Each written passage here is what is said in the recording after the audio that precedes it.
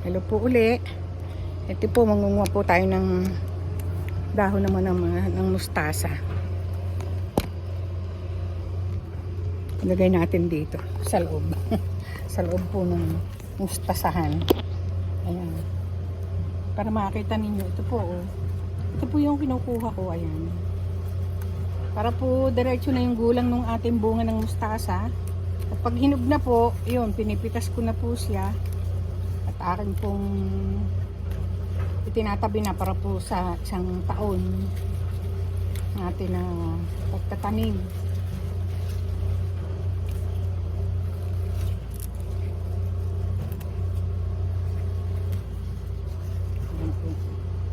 Ito po, ayan.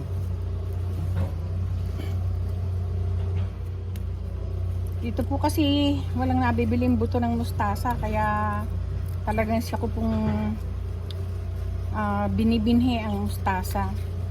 Kasi kung pechay lang po, marami po ditong pechay. Pero ang mustasa, wala po kayong mabibiling buto. Kailangan po galing pang Pilipinas.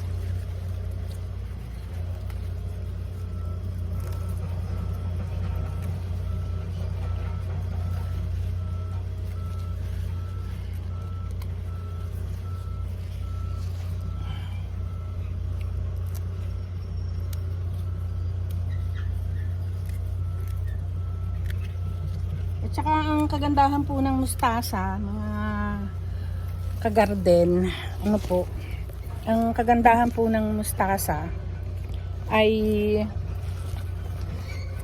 ang dahon po dyan na i-stack natin, na peppermented. Pwede po nating lalagyan lang po natin ng asin at saka po hugas bigas. Yung pong ng bigas. Gagawa lang po tayo ng siya po nating ilalagay. Tumatagal na po ito ng matagal, kahit po isang buwan bago nyo lutuin. Kasi gigisa lang ninyo na may kamatis, napakasarap. At may meron kayong kaulam na isda, ang trito, ay okay na pong ulam.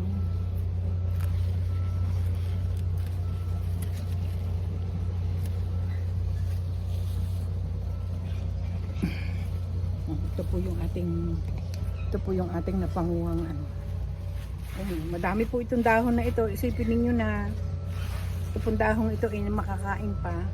I-stack lang natin. Kahit hindi po kami magsigang kasi napakasarap po nito sa miso. Bumili po ako ng miso, wala naman kaming bangus. Hindi pa po kami nakakabili ng bangus ng isda.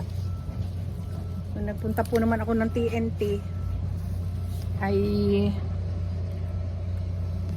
wala po akong nakitang magandang ulo ng salmon. Parang hindi siya sariwa. Kaya hindi po ako bumili. Masarap din po yung salmon sa sinigang po sa miso.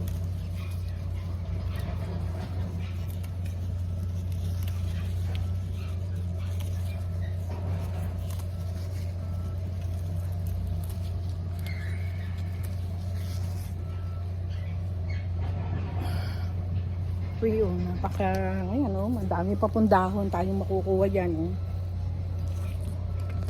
Tapos po mamayang hapon, didiligan natin para po tuloy-tuloy po ang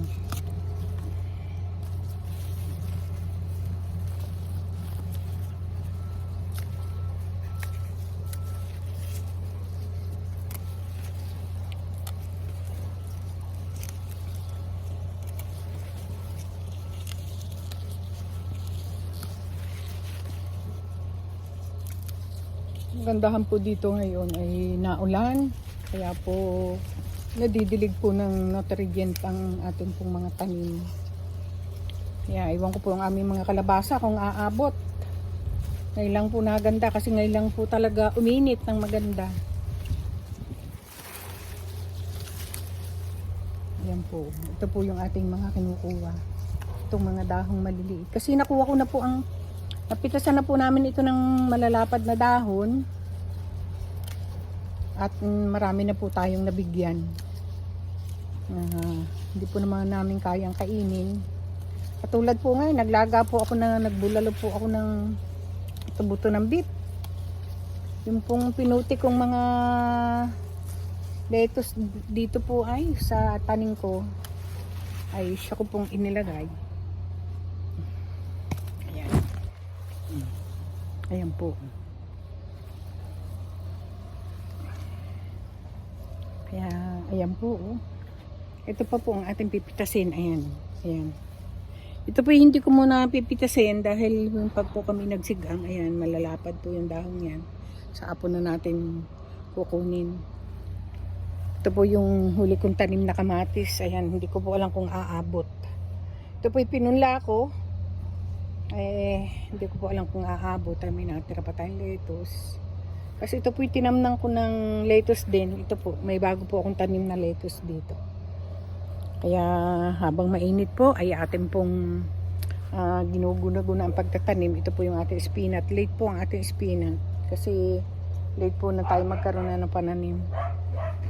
Kaya hanggang dito na lang po. Pinakita ko lang po sa inyo ang aming pong garden ngayon. Kaya salamat po ng maraming sa inyo. God bless you po.